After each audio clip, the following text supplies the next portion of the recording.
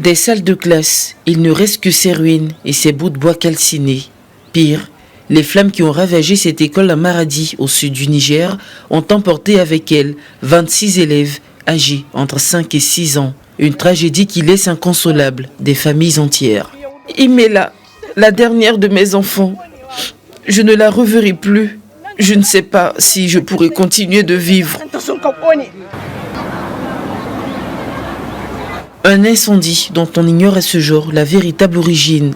Toutefois, les flammes auraient ravagé l'école primaire, constituée entièrement de classes en paille. Dans l'immédiat, le gouvernement a adopté un certain nombre de mesures. Incendie qui est très pathétique. Ce tragique événement vient endeuiller une fois de plus l'école nigérienne. Il a été décidé l'interdiction formelle des classes en paille au niveau du préscolaire sur toute l'étendue du territoire. Nous sommes dans un état très grave.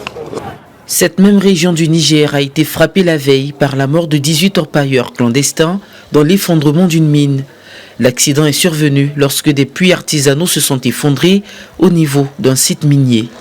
Nous allons revoir comment réorganiser cette exploitation et créer les conditions pour que les gens s'en sortent de la dignité et qu'ils travaillent aussi dans l'égalité. Tout ça, là, nous allons le revoir et assurer la sécurité au maximum. Au Niger, les incendies de ces classes en matériaux précaires et très inflammables sont relativement fréquents, mais font rarement de victimes.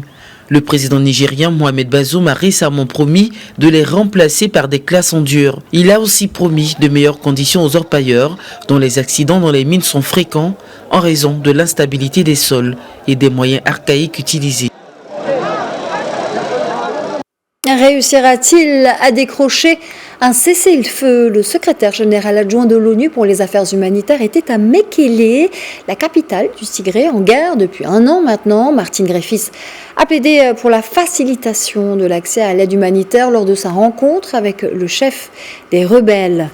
Les rebelles tigréens qui ont balayé les craintes d'un bain de sang à Addis Abeba si jamais ils devaient entrer dans la capitale éthiopienne pour renverser le gouvernement d'Abiy Ahmed.